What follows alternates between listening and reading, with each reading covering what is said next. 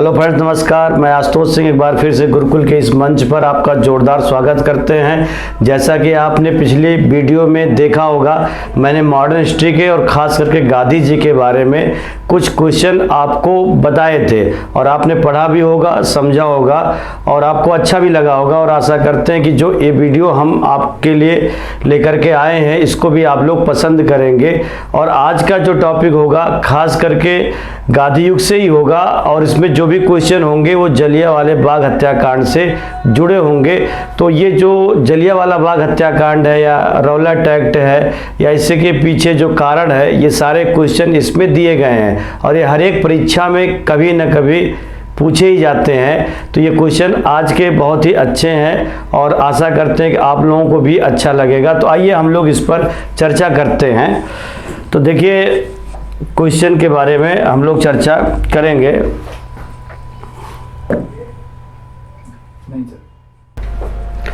देखिए, जो क्वेश्चन है ये आ चुका है और इसमें पूछा जा रहा है कि महात्मा गांधी ने अहमदाबाद टेक्सटाइल लेबर एसोसिएशन की स्थापना किस वर्ष की थी? तो आप बताएंगे 1918 में। और अहमदाबाद में इसकी स्थापना की गई थी। तो ये एक ऐसा एसोसिएशन था जो ट्रस्टीशिप में विश्वास करता था और जो भी मजदूरों पर अत्याचार होते थे या मजदूरों के अधिकारों को कुचलने का प्रयास होता था या मजदूरों को दबाव में लाया जाता था, तो मजदूरों का बचाव करने के लिए, मजदूरों के हित की बात करने के लिए और ट्रस्टीशिप का प्रचार करने के लिए, उसको आगे ले जाने के लिए महात्मा गांधी जी ने अहमदाबाद टेक्सटाइल लेबर एसोसिएशन की स्थापना की थी। तो ये 22 का जो होगा वो थर्ड हो जाएगा। ये मजदूरों के हित की बातें ज़्यादा करती थी। अब आइए हम लोग नेक्स्ट क्वेश्चन पर चर्चा करते हैं। देखिए, यहाँ पर क्वेश्चन आ चुका है, 23वां क्वेश्चन है और ये पूछ रहा है कि रौलट सत्याग्रह सभा के अध्यक्ष कौन थे? तो पहले तो आपको ये जानना है कि रौलट सत्याग्रह सभा क्यों लाया गया था। तो मैंने अभी जैसा कि पिछले क्वेश्चन में बताया था कि रौलट एक्ट 1919 में लाया गया था और इसमें बिना मुकदमा चलाए किसी पर कार्रवाई हो सकती थी। तो कांग्रेस के लोगों ने इसे काला कानून कहते हुए इसका विरोध किया था और भारत में महात्मा गांधी जी ने सत्याग्रह सभा की स्थापना भी पहली बार रौलट एक्ट के खिलाफ ही किया था। तो अगर पूछा जाए कि सत्याग्रह सभा की स्थापना कब किया गया था, तो 1919 में किया गया था। रौलट एक्ट का विरोध करने के लिए किया गया था और महात्मा गांधी जो थे वो सत्याग्रह सभा के संस्थापक थे। लेकिन अध्यक्षता जो की गई थी वो अध्यक्षता आप बताएंगे शंकर लाल बैंकर के द्वारा किया गया था। एक उद्योगपति भी थे, कांग्रेस के बड़े लीडर भी थे और भारत की बात को बहुत ही दावेदारी के साथ उठाते थे। तो अध्यक्षता शंकर लाल बैंकर के द्वारा की गई थी, लेकिन इसकी स्थापना 1919 में महात्मा गांधी ने किया था। इसमें कई सदस्य थे और सदस्यों की संख्या भारतीयों की ज़्यादा थी। तो फिलहाल 23 का जो हो जाएगा वो सेकेंड होगा। अब हम लोग नेक्स्ट क्वेश्चन पर आएंगे और जो आपका नेक्स्ट क्वेश्चन है देखिए आ चुका है और इस पर हम लोग चर्चा करते हैं। रौलट एक्ट के विरोध में निम्नलिखित में से किस दिन पूरे देश में हड़ताल रहा है? मतलब ये पूछ रहे हैं कि किस दिन पूरे देश में हड़ताल रहा है और यही ऐसी घटना है जब पूरा भारत बंद कर दिया गया था। अर्थात अगर पूछा जाए कि पहली बार भारत बंद का नारा कब दिया गया था या गांधी जी ने पहली बार अपनी राजनीतिक हड़ताल कब की थी, तो आप बताएंगे रौलट एक्ट के खिलाफ जो पहली बार भारत में, समग्र भारत में राजनीतिक हड़ताल की गई थी, राजनीतिक चेतना के लिए जो प्रयास किया गया था, तो आप बताएंगे 6 अप्रैल 1919 को। तो पहली बार गांधी जी ने पूरे देश में जो हड़ताल किया था वो 6 अप्रैल 1919 को और किसके विरोध में किया था? तो बेशक आप बताइएगा रौलट एक्ट के विरोध में किया था। तो गांधी जी द्वारा प्रथम राजनीतिक हड़ताल जो किया गया है वो आप बताएंगे प्रथम राजनीतिक हड़ताल 6 अप्रैल 1919 में इन्होंने किया था। और इसका असर कहीं ज़्यादा कहीं कम हो सकता है, लेकिन इसका असर पूरे भारत में था। हिंसा की छुटपुट घटनाएं भी, छोटी मोटी घटनाएं भी होने लगी थी। पंजाब में भी परिस्थितियाँ थोड़ा सा हिंसात्मक होने लगी थी, तो वहाँ की जनता को संबोधित करने के लिए गांधी जी दिल्ली में प्रवेश कर रहे थे। तो दिल्ली के आसपास पलवल नामक स्थान से गांधी जी को गिरफ्तार कर लिया गया था दिल्ली से, और दिल्ली से गिरफ्तार करके फिर उन्हें मुंबई ले जा करके रिहा कर दिया गया। तो फिलहाल ये जो पूछ रहा है रौलट एक्ट के विरोध में निम्नलिखित में से किस दिन पूरे देश में हड़ताल हुआ था, तो 6 अप्रैल 1919 को। और किस एक्ट के विरोध में हुआ था, तो आप बताएंगे रौलट एक्ट के विरोध में हुआ था, 6 अप्रैल 1919 को हुआ था। देश में पहली राजनीतिक हड़ताल गांधी जी के द्वारा कब हुआ था, तो आप बताएंगे 6 अप्रैल 1919 को हुआ था। इतनी बड़ी हड़ताल इतने व्यापक मात्रा में अभी तक भारतीय इतिहास में कभी नहीं हुआ था। तो डेट आ चुका है 6 अप्रैल 1919। तो इसका 24 का जो हो जाएगा वो सेकेंड होगा। अब हम लोग नेक्स्ट क्वेश्चन पर चर्चा करेंगे। देखिए क्वेश्चन आ चुका है जलियांवाला बाग हत्याकांड। जलियांवाला बाग हत्याकांड ये काफ़ी इम्पोर्टेंट क्वेश्चन है। तो देखिए जलियांवाला बाग जो है वो आप बताएंगे अमृतसर में पड़ता है, अमृतसर में है। और अमृतसर की जो घटना हुई थी वो 13 अप्रैल 1919 में हुआ था। और वहाँ के 2 लोकल लीडर थे, जैसे एक थे डॉक्टर सत्यपाल थे, और दूसरे जो थे वो डॉक्टर किचलू खां थे, किचलू खां। तो डॉक्टर सत्यपाल और डॉक्टर किचलू खां इन दोनों लोगों ने आंदोलन किया था। और आंदोलन इसलिए किया था कि जब रौलट एक्ट के खिलाफ गांधी जी आंदोलन कर रहे थे तो गांधी जी को गिरफ्तार कर लिया गया था। तो गांधी जी की गिरफ्तारी के विरोध में अमृतसर में सत्यपाल और किचलू खां ने भी आंदोलन किया था। और वहाँ पर कुछ हिंसा की छोटी मोटी घटनाएं भी हो गई थी। तो इन दोनों की गिरफ्तारी के विरोध में जलियांवाले बाग मैदान में शांतिपूर्ण सभा का आयोजन इनके समर्थकों के द्वारा किया गया था। लेकिन रातों रात वहां पर जनरल ओडायर जो कि पंजाब के गवर्नर थे, उन्होंने वहां पर सेना का शासन लागू कर दिया था, रातों रात कानून को बदल दिया था। और जनरल रेजिनाल्ड डायर की वहां पर नियुक्ति कर दी थी। और बैसाखी का दिन था, 13 अप्रैल 1919 का दिन था। तो वहाँ पर जब भीड़ इकट्ठा होने लगी, शांतिपूर्ण सभा का आयोजन करना शुरू कर दिया। लोग अपने बैनर को लेकर के आगे बढ़ने लगे। तो बगैर किसी सूचना के, बगैर किसी वार्निंग के रेजिनाल्ड डायर ने इन निहत्थे लोगों पर गोली चलाने का आदेश दे दिया। और 10 मिनट तक गोलियां चलती रही। लोग गोली को अपने सीने पर लेते रहे, भगदड़ मच गया। और जलियांवाला बाग चारों तरफ चारदीवारी से घिरा हुआ था। एक छोटा सा निकलने का सकरा रास्ता था, बगल में कुआं भी था। जब गोली अंधाधुंध चलने लगी, कई राउंड तक गोलियां चलने लगी, 10 मिनट तक भी गोली इसमें चली थी। तो कुछ भगदड़ में मर गए थे, कुछ गोली से मर गए थे, और हजारों लोग मार दिए गए थे। तो जो ये जघन्य अपराध हुआ है, जानबूझ करके जो हुआ है, वो 13 अप्रैल 1919 को हुआ था। इस दिन बैसाखी का दिन था। तो बैसाखी के दिन 13 अप्रैल 1919 को रेजिनाल्ड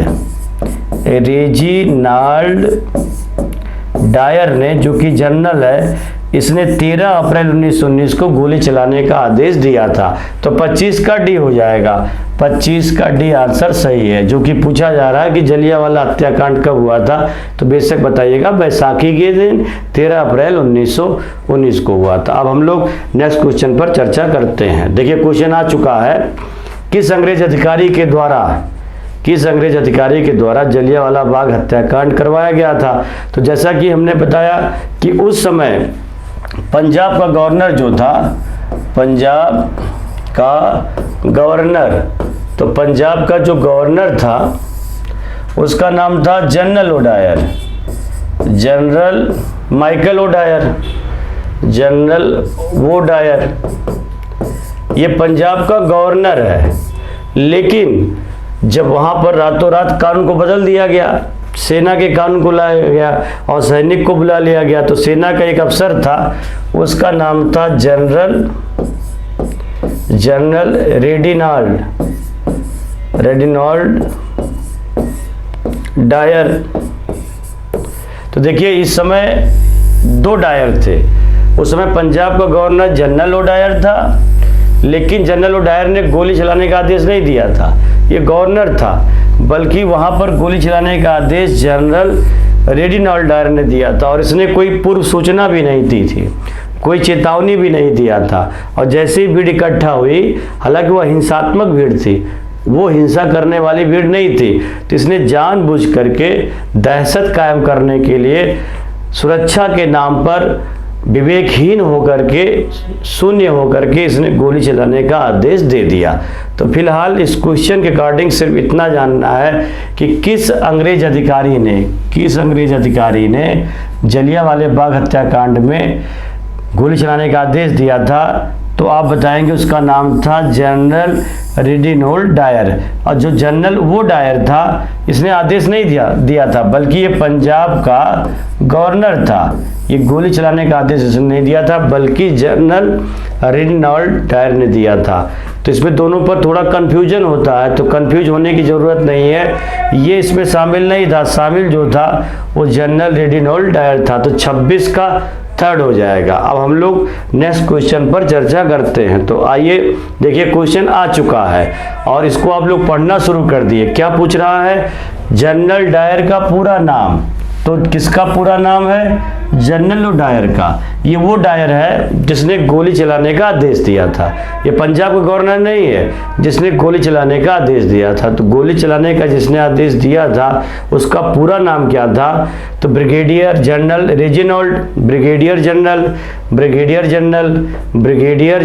रेजिनॉल्ड डायर। तो देखिए इसमें सबसे ऑथेंटिक आंसर जो है, ये सब सही हैं, लेकिन आंशिक सत्यता है। और जो चौथे वाले में है वो आंशिक सत्यता नहीं है, ये पूरा है, ये ऑथेंटिक है। तो आप कह सकते हैं इसका पूरा नाम जो था वो ब्रिगेडियर जनरल रेजिनॉल्ड डायर। तो इसका पूरा नाम ब्रिगेडियर होगा, ये ब्रिगेडियर जनरल रेजिनॉल्ड डायर। तो इसका चौथा आंसर सही है। तो 27 का डी हो जाएगा। अब नेक्स्ट क्वेश्चन हम लोग देखते हैं, उस पर चर्चा करेंगे। देखिए इसमें ये पूछ रहा है कि जनरल डायर की मृत्यु कब और कैसे हुई। तो एक तो जनरल ओ डायर है, तो जनरल ओ डायर ये पंजाब का गवर्नर है, तो इसकी तो हत्या की गई थी। ये क्वेश्चन अलग है, इसका इससे कोई नाता नहीं है, कोई मतलब नहीं। ये पूछ रहा है कि जिस गवर्नर जनरल ने गोली चलवाई थी उसकी डेथ कैसे हुई थी। तो 1927 में कैंसर का पेशेंट था, तो कैंसर हो जाने के कारण 1927 में इसकी डेथ हो गई थी। और ये जनरल ओडायर की बात नहीं है, ये बात किसकी हो रही? जिसने जलियांवाले बाग में गोली चलाने का आदेश दिया था, उसका नाम था ब्रिगेडियर रेजिनॉल्ड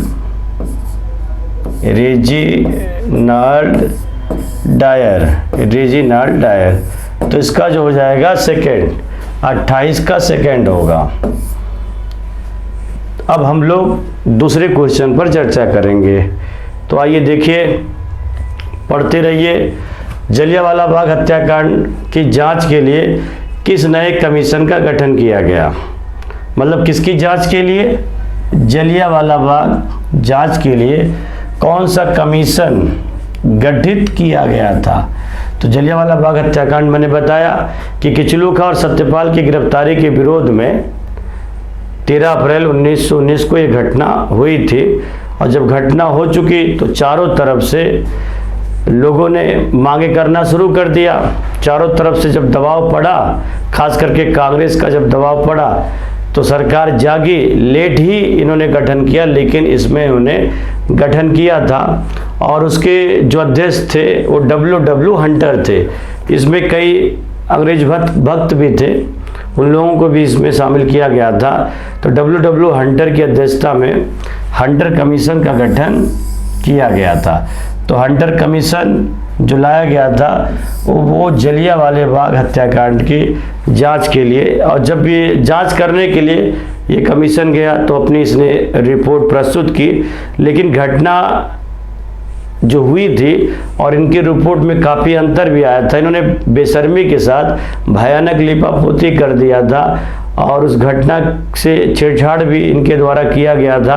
हालांकि इसने स्वीकार किया था कि 10 मिनट तक गोली चलती रही है, उसमें लोग मारे गए थे, लेकिन मारे गए थे हजारों लोग, और इसने बताया था कि मरने वाले लोगों की संख्या 379 थी। अर्थात हमारी लाशों की गिनती भी ये सही से नहीं कर पाए थे, इनमें हिम्मत ही नहीं थी कि मरने वाले लोगों की संख्या को सही तरीके से बता सके। इन्होंने ये भी स्वीकार किया था कि आवश्यकता से अधिक बल का प्रयोग किया गया था, लेकिन इन्होंने लिपापोती करते हुए ये कह दिया कि सुरक्षा के नाम पर डायर ने जो भी किया अच्छा किया था।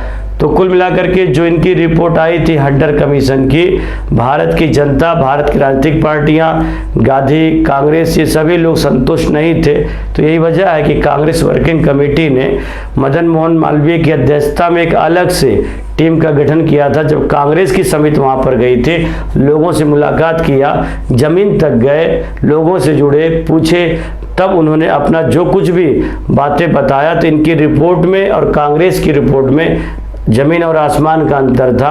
तो कुल मिलाकर के फिलहाल इस क्वेश्चन के अकॉर्डिंग अगर पूछा जाए कि जलियांवाला बाग हत्याकांड की जांच के लिए ब्रिटिश सरकार ने कौन सा आयोग बनाया था, तो आप बताएंगे हंटर कमीशन। इसके अध्यक्ष जो थे वो W हंटर थे, लेकिन रिपोर्ट जो इन्होंने प्रस्तुत किया था उसमें भयानक लिपापोती की गई थी, बेशर्मी के साथ छेड़छाड़ किया गया था, लोगों की घटनाओं को सही तरीके से लोग बता भी नहीं पाए थे और बताना चाहते भी नहीं थे। तो कुल मिलाकर के 29 का सेकंड होगा।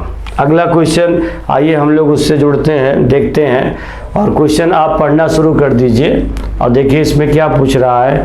पंजाब में जलियांवाला बाग हत्याकांड के समय लेफ्टिनेंट गवर्नर कौन था? अब यहाँ पर लेफ्टिनेंट गवर्नर पूछा जा रहा।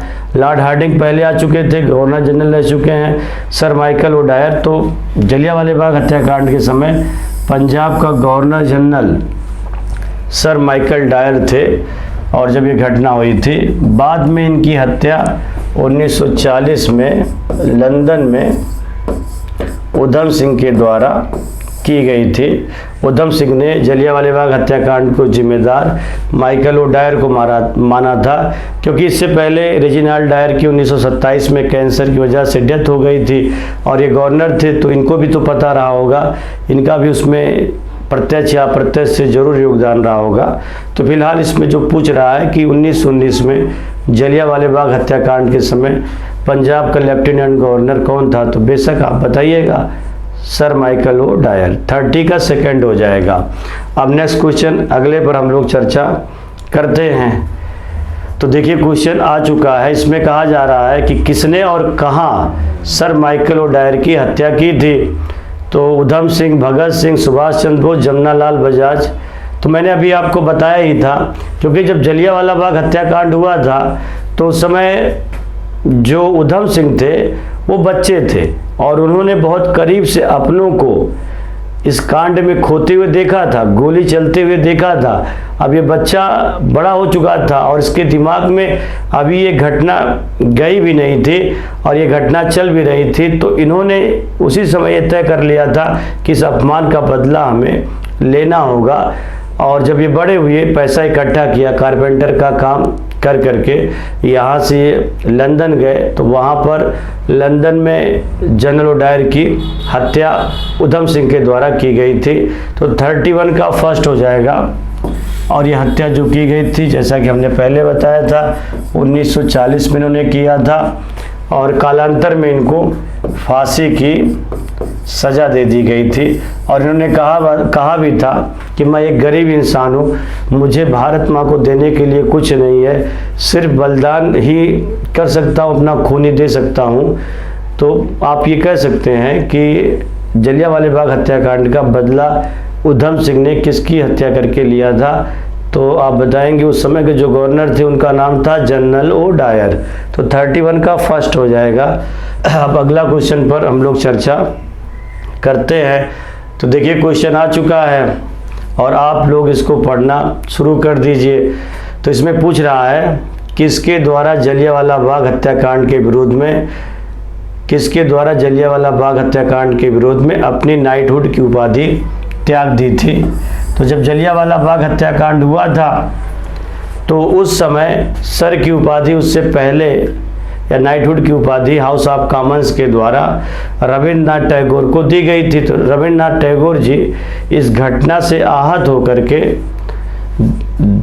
व्यथित होकर के इन्होंने इस अपनी उपाधि को वापस दे दिया था, क्योंकि इनके दिमाग में आया कि ब्रिटिश शासन जिस तरीके से यहाँ पर महिलाओं की, बच्चों की हत्या कराया गया है, तो इस घटना का असर पूरे भारत में था, पूरा दिमाग को ही झकझोर दिया था। और बहुत सारे उदारवादी हमारे जो थे अभी तक अंग्रेज़ों के शासन में विश्वास रख रहे थे, लेकिन अब इस घटना के बाद अंग्रेज़ों के शासन प्रणाली से इनका विश्वास धीरे धीरे उठ रहा था। तो दुखी होकर के, व्यथित होकर के रविन्द्रनाथ टैगोर जी ने नाइटहुड की उपाधि वापस कर दी थी। तो कुल मिलाकर के इसका जो आंसर हो जाएगा सेकेंड हो जाएगा, रविन्द्रनाथ टैगोर नाइटहुड की उपाधि इन्होंने वापस कर दिया था। हालांकि जहाँ तक उपाधि त्यागने की बात है तो सबसे पहले सर सुब्रमण्यम अय्यर, सुब्रमण्यम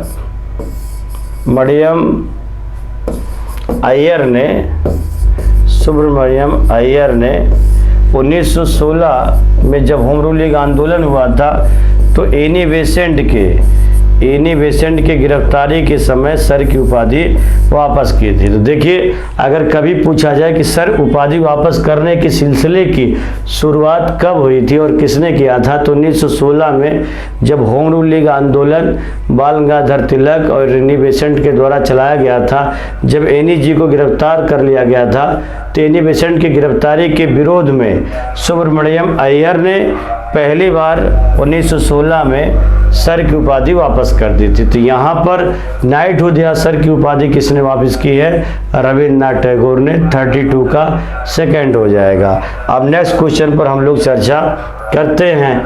तो इसमें पूछ रहा है कि जनरल डायर ने त्यागपत्र कब दिया था। तो जब जनरल डायर पर दबाव पड़ा चारों तरफ, तो यहाँ से ये जो है लंदन चले गए थे और इन्होंने अपना त्यागपत्र 1921 में दिया था। तो आप बताएंगे कि जनरल डायर जो गवर्नर थे और जलियांवाला बाग हत्याकांड का कुछ लोगों ने इन्हें जिम्मेदार ठहराया और फिर 33 में इनको यहाँ से त्यागपत्र ले लिया गया और यहाँ से ये चले गए। तो 33 का थर्ड हो जाएगा। अब हम लोग नेक्स्ट क्वेश्चन पर चर्चा करेंगे। देखिए, क्वेश्चन आ चुका है और आप इसको पढ़ना शुरू कर दीजिए। अच्छा क्वेश्चन है, कई बार पूछा गया है और इसको आपको जानना जरूरी भी है। तो जलियांवाला बाग हत्याकांड के बाद किसने वायसराय की, गवर्नर जनरल की वर्किंग कमेटी से, कार्यकारी परिषद से त्यागपत्र दे रहा है। अर्थात ये कह रहे हैं कि जब जलियांवाला बाग हत्याकांड हुआ था तो कौन सा ऐसा व्यक्ति था जिसने वायसराय की वर्किंग कमेटी से त्यागपत्र दे दिया था। तो उस समय वर्किंग कमेटी में रहना ये गौरव का विषय माना जाता था और वर्किंग कमेटी में सबसे ज़्यादा गवर्नर जनरल की चलती थी, क्योंकि उन्हें वीटो पावर लेने का अधिकार भी था। तो एक बड़े पद पर हिंदुस्तानी शंकर नारायण बैठे हुए थे, लेकिन जब जलियांवाला बाग हत्याकांड हुआ, निर्दोष लोग मारे गए, बेवजह बिना मतलब लोगों की हत्याएं की गई, सामूहिक हत्याएं की गई, और फिर भी अपने को दोषी नहीं मानने के लिए तैयार हैं। रातों रात ये कानून बदल ले रहे हैं, रातों रात गोलियां चला दे रहे हैं, रातों रात लोगों को उठा लिया जा रहा है, जेल में बंद कर दिया जा रहा है। तो इन तमाम घटनाओं से आहत होकर के शंकर नारायण जी ने वायसराय की वर्किंग कमेटी से त्यागपत्र दे दिया था। तो 34 का सेकंड हो जाएगा, शंकर नारायण, इन्होंने वर्किंग कमेटी से त्यागपत्र दे दिया। 34 का फर्स्ट हो जाएगा। अब हम लोग नेक्स्ट क्वेश्चन पर आते हैं, चर्चा करते हैं। देखिए, क्वेश्चन आ चुका है 13 अप्रैल 1919 में जलियांवाला बाग में आयोजित सभा किन दो व्यक्तियों को गिरफ्तार करने के विरोध में आयोजित हुई थी। 13 अप्रैल 1919 को जलियांवाला बाग में आयोजित सभा किन दो व्यक्तियों को गिरफ्तार करने के विरोध में आयोजित हुई थी? तो मैंने बताया था कि जब गांधी जी ने पूरे देश में राजनीतिक हड़ताल किया था, तो उस राजनीतिक हड़ताल के विरोध में गांधी जी को गिरफ्तार कर लिया गया दिल्ली में। हालांकि कालांतर में उनको मुंबई ले जाकर के छोड़ दिया गया था, लेकिन अब ये शोर मच गया कि गांधी जी जेल में गिरफ्तार हो गए हैं। तो गांधी जी की गिरफ्तारी के विरोध में जो लोकल नेता थे पंजाब के, डॉक्टर सैफुद्दीन किचलू तथा डॉक्टर सत्यपाल, इनको भी गिरफ्तार कर लिया गया था। अब इनको जब गिरफ्तार किया गया तो चूंकि ये लोकल नेता थे, और लोकल नेता जब गिरफ्तार होता है तो जनता पर असर ज़्यादा होता है। तो इन दोनों की गिरफ्तारी के विरोध में 13 अप्रैल 1919 को जलियांवाले बाग में एक शांतिपूर्ण सभा का आयोजन किया गया था। तो इन्हीं दोनों की गिरफ्तारी के विरोध में शांतिपूर्ण सभा का आयोजन किया गया, लेकिन उन लोगों ने बिना कोई चेतावनी के, बिना किसी सूचना के, और उससे रातों रात इन्होंने कानून भी बदल दिया था, सेना का शासन भी लागू कर दिया था। वहाँ के लोगों को जानकारी भी नहीं थी, वहाँ की जनता को, और उन्होंने आयोजन कर दिया था इन दोनों की गिरफ्तारी के विरोध में। बाकी जो कांड हुआ वो तो आप जान ही रहे हैं। तो सैयद सैफुद्दीन किचलू और डॉक्टर सत्यपाल, इन्हीं दोनों लोगों की गिरफ्तार जब कर लिया गया था, तो इन्हीं दोनों की गिरफ्तारी के विरोध में ही जलियांवाला बाग हत्याकांड हुआ था। क्योंकि अगर सभा न होती, अगर ये गिरफ्तार न होते तो वहाँ पर सभा न होती, फिर गोली चलाने का आदेश भी वहाँ पर वो न देता। तो 35 का सेकंड हो जाएगा, सैफुद्दीन किचलू और डॉक्टर सत्यपाल। आइए हम लोग नेक्स्ट क्वेश्चन पर चर्चा करते हैं। देखिए आ चुका है, रॉलेट एक्ट के तहत सैफुद्दीन किचलू और डॉक्टर सत्यपाल को कब गिरफ्तार किया गया था? तो 6 अप्रैल को गांधी जी ने राजनीतिक हड़ताल कर दिया था। तो जैसे उन्होंने हड़ताल किया और जैसे उनको गिरफ्तार किया गया, तो इन लोगों ने भी आंदोलन करना शुरू कर दिया पंजाब में गांधी जी की गिरफ्तारी के विरोध में। और जैसे इन्होंने विरोध किया, तुरंत 9 अप्रैल 1919 को इन दोनों महानुभावों को, इन दोनों नेताओं को गिरफ्तार कर लिया गया। तो इसमें यही पूछ रहा है कि सैफुद्दीन किचलू तथा डॉक्टर सत्यपाल को कब गिरफ्तार किया गया था? तो गांधी जी की गिरफ्तारी के विरोध में जब ये आंदोलन कर रहे थे दोनों, तो इन दोनों को 9 अप्रैल 1919 को गिरफ्तार किया गया था। और इन्हीं की गिरफ्तारी के विरोध में शांतिपूर्ण सभा का आयोजन 13 अप्रैल 1919 को किया गया था। तो 36 का डी हो जाएगा। 36 का चौथा आंसर सही है। 9 अप्रैल 1919 को सैफुद्दीन किचलू और डॉक्टर सत्यपाल को गिरफ्तार किया गया था। 36 का 4। आइए हम लोग दूसरे क्वेश्चन पर चर्चा करते हैं। देखिए क्वेश्चन आ चुका है, और इसमें अधिकतर जो मैंने क्वेश्चन दिया है वो रॉलेट एक्ट से ही है, जलियांवाले बाग हत्याकांड से है, ताकि इसमें कोई भी क्वेश्चन आपका छूटने ना पाए। तो इसीलिए पार्टिकुलर हमने इसी पर फोकस किया है। और जो भी क्वेश्चन रॉलेट एक्ट या जलियांवाले बाग हत्याकांड से जुड़ी हुई घटनाएं अगर पूछा भी जाता है किसी भी स्तर का, तो आपको सारे क्वेश्चन यहाँ पर मिल जाएंगे, अलग से पढ़ने की ज़रूरत भी नहीं होगी। तो जलियांवाला बाग हत्याकांड के तुरंत पहले कौन घटना घटी थी? तो पहले आपको ये देखना होगा कि जलियांवाला बाग हत्याकांड हुआ ही क्यों था।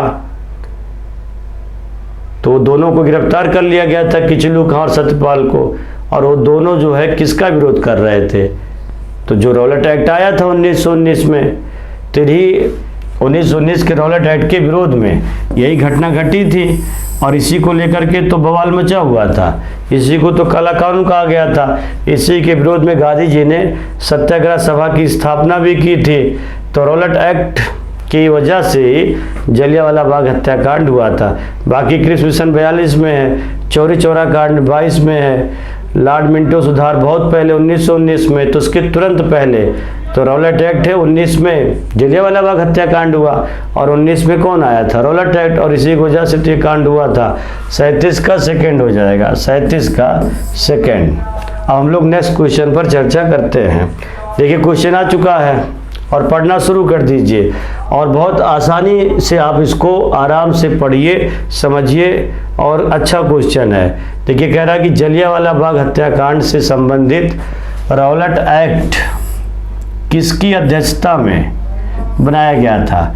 तो अध्यक्षता जो की गई थी, वो नाम जो आता है सर सिडनी रॉलेट का आता है, और उसी में से उनके एक सहयोगी थे, उनका नाम था आर्थर टेलर बुलेट। तो अगर पूछा जाए कि जो रॉलेट एक्ट आया था उसकी अध्यक्षता जो की गई थी वो सर सिडनी रॉलेट के द्वारा की गई थी और उनके जो सहयोगी थे वो आर्थर टेलर बुलेट थे। तो अध्यक्षता इन्हीं दोनों की द्वारा किया गया था और इन्हीं दोनों की सोची समझी रणनीति ही थी जो ये कह दिया गया था कि बिना मुकदमा चलाए ही लोगों को जब चाहो और जब तक चाहो गिरफ्तार कर लो, और वो व्यक्ति मुकदमा कर ही नहीं सकता है, न्यायालय में जा ही नहीं सकता है। तो जब न्यायालय आप जाओगे ही नहीं तो न्याय कैसे मिलेगा। तो जो ब्रिटिश सरकार थी वो हमारी आवाज़ को, हमारे राष्ट्रवादी शक्तियों को कुचलने का प्रयास कर रही थी। एक सोची समझी रणनीति के तहत सर सिडनी और आर्थर टेलर ने रॉलेट एक्ट के विचारधारा को तैयार किया था, उसका प्रारूप, उसकी प्रस्तावना इन्हीं लोगों ने तैयार किया था। तो 38 का फर्स्ट हो जाएगा। ये पहला आंसर सही है, सिडनी और आर्थर टेलर बुलेट, 38 का फर्स्ट। अब आइए हम लोग नेक्स्ट क्वेश्चन पर चर्चा करते हैं। 39 नंबर, इसमें कह रहा है कि कांग्रेस ने खिलाफत आंदोलन का समर्थन किया मुख्यतः। तो देखिए खिलाफत आंदोलन जो चला था वो 1919 से लेकर 1920 तक है, और ये जो मामला है ये तुर्की से जुड़ा हुआ है, ये भारत से जुड़ा हुआ नहीं है बल्कि तुर्की से जुड़ा हुआ है। और जब फर्स्ट वर्ल्ड वॉर हो रहा था तो तुर्की जो था वो ब्रिटेन के अगेंस्ट था, ब्रिटेन के विरुद्ध था, मित्र देशों में ना होकर के ध्रुव देशों में था। तो तुर्की ब्रिटेन के विपरीत लड़ाई लड़ रहा था। तो भारतीय जो अंग्रेज थे, मतलब भारत में जो अंग्रेज थे, जो जिम्मेदार लोग थे, तो उन लोगों ने भारतीय मुसलमानों से कहा था कि फर्स्ट वर्ल्ड वॉर में आप लोग हमारा साथ दीजिए और हम तुर्की के शासक पर कुछ भी नहीं करेंगे। लेकिन वो अंग्रेज थे, कहते कुछ और थे, करते कुछ और थे। तो उन लोगों ने तुर्की के खलीफा को अपदस्थ कर दिया, सिंहासन से हटा दिया। तो भारतीय मुसलमानों की जो सहानुभूति थी वो अंग्रेज़ों के प्रति ना होकर के वहाँ के खलीफा के प्रति हो गई, क्योंकि जो तुर्की का खलीफा होता था वही इस्लाम जगत का सबसे बड़ा उत्तराधिकारी पैगंबर का माना जाता था। तो भारतीय मुसलमान अब तुर्की के खलीफा को सिंहासन से हटाने की वजह से अंग्रेज़ों के अगेंस्ट चले गए, विपरीत चले गए। और मुस्लिम लीग के नेताओं ने खास करके, जैसे मोहम्मद अली हो गए, दोनों भाई थे अली बंधु, मोहम्मद अली और शौकत अली, इन दोनों ने भारत में खिलाफत आंदोलन शुरू कर दिया था। और इसमें मौलाना अबुल कलाम आज़ाद भी थे, अहमद अंसारी भी थे, खलीकुज्जमा भी थे, और इसमें बहुत सारे कांग्रेस के, मुस्लिम लीग के सब नेता थे। और उस समय वैसे भी हिंदू मुस्लिम लगभग साथ में ही थे, क्योंकि कांग्रेस और मुस्लिम लीग का गठजोड़ चल रहा था 1916 में ही। तो इस समय माहौल जो था वो बहुत बुरा नहीं था, अर्थात हिंदू मुसलमानों में मतभेद की संभावनाएं ना के बराबर थे। तो कांग्रेस को भी लगा, कांग्रेस के बड़े नेता, सबसे बड़े नेता महात्मा गांधी को भी लगा कि यहाँ पर मुस्लिम लीग लड़ाई अकेले लड़ रही है, और अगर हम यहाँ भारतीय मुसलमानों का साथ दे देंगे, मुस्लिम लीग का साथ दे देंगे, तो मुसलमान खुश हो जाएंगे, उनकी सहानुभूति हमें मिल जाएगी। और जब हम आगे आंदोलन करेंगे तो हिंदू मुसलमान साथ साथ हो जाएंगे, और जब हिंदू मुसलमान साथ साथ हो जाएंगे तो स्वाभाविक है इसका सीधा दबाव अंग्रेज़ों पर पड़ जाएगा। तो कुल मिला करके कांग्रेस ने खिलाफत आंदोलन का समर्थन इसलिए किया था क्योंकि गांधी जी को ये पता था, बाखूबी जानते भी थे कि अगर हम आज मुस्लिम लीग का साथ दे देंगे तो भारतीय मुसलमान की सहानुभूति मेरे प्रति हो जाएगी, और जब मेरे प्रति मुसलमान खींचे चले आएंगे तो हिंदू मुसलमान एक हो जाएंगे, और जब आगे हम आंदोलन करेंगे सीधा दबाव जो होगा ज़बरदस्त तरीके से अंग्रेज़ों पर हो जाएगा। तो मुसलमानों की सहानुभूति पाने के लिए कांग्रेस ने मुस्लिम लीग का साथ दिया था। 39 का थर्ड। और जबकि जब गांधी जी इससे जुड़ गए थे तो खिलाफत आंदोलन बहुत तेज़ी से आगे बढ़ने लगा था, और दिल्ली से इसकी शुरुआत भी कर दी गई थी, और खिलाफत आंदोलन इन्हीं की अध्यक्षता में, गांधी जी की अध्यक्षता में आगे निकल गया था। लेकिन आप जानते हैं कि वो अंग्रेज़ थे, वो मानने के लिए तैयार नहीं थे, और उन्होंने सीवर्स संधि करके सीवर्स संधि करके तुर्की का विभाजन कर दिया था। तुर्की का विभाजन कर दिया, नहीं माने वो लोग।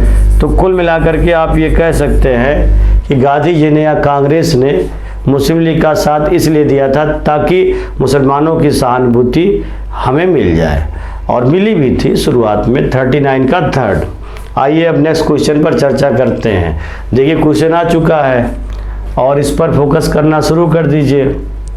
खिलाफत आंदोलन में प्रमुख भूमिका किसकी थी? तो इसमें पूछ रहा है कि खिलाफत आंदोलन में सबसे बड़ी भूमिका किसकी थी। तो इसमें जो प्रमुख भूमिका की जहाँ तक बात है तो अली बंधुओं की थी। अली बंधुओं की थी। शौकत अली और मोहम्मद अली, लियाकत अली और मौलाना अबुल कलाम आज़ाद इनके सहयोगी थे, लेकिन इन दोनों लोगों की बड़ी भूमिका मानी जाती है और ख़ास करके ये दोनों भाई इसके लिए जाने जाते हैं। अब इसमें प्रमुख भूमिका दिया जा रहा है, तो आप बता सकते हैं कि मोहम्मद अली की भूमिका कहीं से ज़्यादा थी। तो इसका जो हो जाएगा, वैसे तो मेरे हिसाब से इन दोनों भाइयों की भूमिका थी।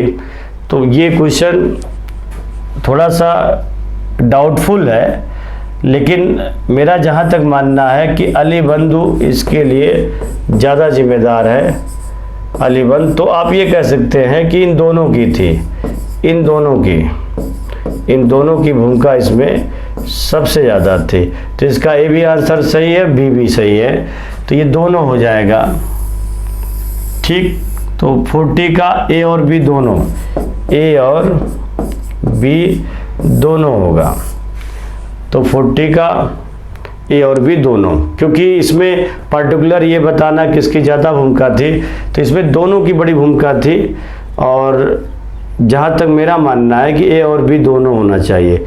40 का दोनों। अगला देखिएगा, क्वेश्चन आ चुका है 41 क्वेश्चन। 1920 का खिलाफत आंदोलन निम्न में से किसके नेतृत्व में प्रारंभ हुआ था? महात्मा गांधी, मौलाना आज़ाद, अली बंधु, मोहम्मद अली जिन्ना। तो शुरुआत तो अली बंधुओं के द्वारा किया गया था, लेकिन उसका नेतृत्व जो किया गया था वो नेतृत्व तो आप बता सकते हैं दिल्ली से महात्मा गांधी ने किया था। तो महात्मा गांधी के नेतृत्व में ये आंदोलन शुरू हुआ था, क्योंकि अली बंधुओं को लगा या मुस्लिम लीग के नेताओं को लगा कि अगर बागडोर गांधी जी के हाथों में मिल जाएगी तो समर्थकों की संख्या लाखों में पहुंच जाएगी, लोग ज़्यादा हो जाएंगे। तो दिल्ली से जब ये आंदोलन चलाया गया था तो उसकी अध्यक्षता गांधी जी ने किया था, नेतृत्व भी गांधी जी ने किया था। तो आप बता सकते हैं कि 41 का फर्स्ट हो जाएगा। 41 का फर्स्ट इन्हीं के नेतृत्व में आगे पहुंचा था, तो 41 का फर्स्ट होगा। अगला क्वेश्चन देखिएगा, खिलाफत आंदोलन के नेतृत्व अग्रणी नेता कौन थे? सर सैयद अहमद खां, सर आगा खां, मोहम्मद अली, मोहम्मद शौकत अली, मोहम्मद इकबाल, सलीमुल्लाह खां, मोहम्मद अली जिन्ना, सिकंदर हयात खां। तो इसमें प्रमुख नेता कौन कौन से थे अग्रणी? तो अली बंधु थे, मौलाना मोहम्मद अली थे और मौलाना शौकत अली थे। अली बंधु इसके प्रमुख नेता थे। तो 42 का सेकेंड हो जाएगा, सेकेंड होगा। तो ये जो क्वेश्चन थे मैंने बताने की कोशिश की है और आशा करते हैं कि आप लोग इस क्वेश्चन को पसंद करेंगे। तो आज के लिए इतना ही। जय हिंद।